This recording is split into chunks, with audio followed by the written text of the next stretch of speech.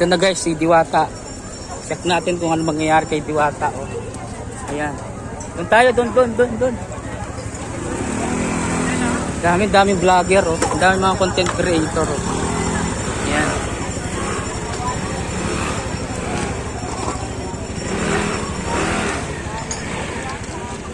Wala tayo kasi ibibigay.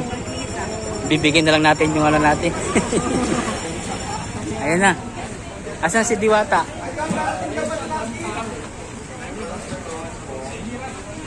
Asan si Diwata?